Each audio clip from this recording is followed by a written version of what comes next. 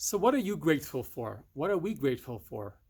Tomorrow we take out the Torah and we read a story of the bringing the first fruits. When the Jews enter the land, they're told that they should bring the first fruits. The moment you see a little fruit budding in your garden, in your orchard, you tie a little string on it and say, this is the first fruit, and you watch it grow. And then when you finally have your produce and you finally have your harvest, you take a part of it and go to Jerusalem, bring it to the temple, and donate it to the Kohen. It was an incredible ceremony, a ritual. Jews gathered from all over the cities, and they all marched to Jerusalem to bring their first fruits. And when they came to the temple, they were told that they were supposed to say a declaration of thanksgiving.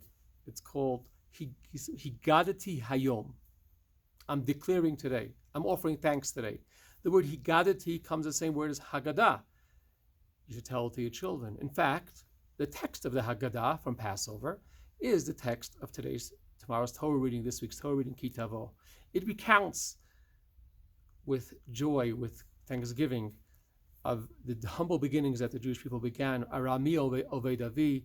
We had many people who tried to destroy us, but God protected us. And now we finally are in the land, and now we have the first fruits, and I want to thank God for giving me this first fruits. Now, obviously, there's always things to complain about, and Jews are known also for complaining. But the Torah makes a special mention of thanksgiving. This week, we give thanks. We're at the end of the year, looking back to the year. Sure, there were trials and tribulations, hardships and difficult times. This week, let's try to focus on Thanksgiving. What are we thankful for this year? I'm going to share one thing that I'm very thankful for.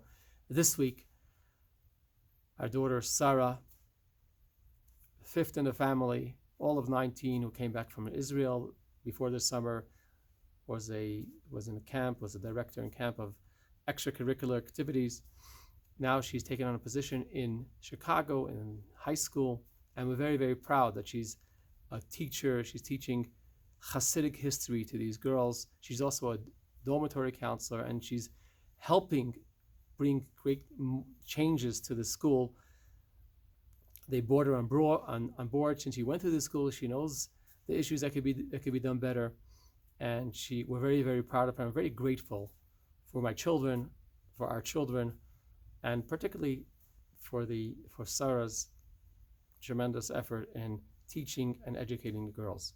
So tonight, tomorrow, think about what you're grateful for. May we all have a Shana Tova U'Metuka, a sweet and happy new year. Remember, Rosh Hashanah begins Monday evening, September 6th. And from there, we have 24 days of celebration. Shana Tova U'Metuka.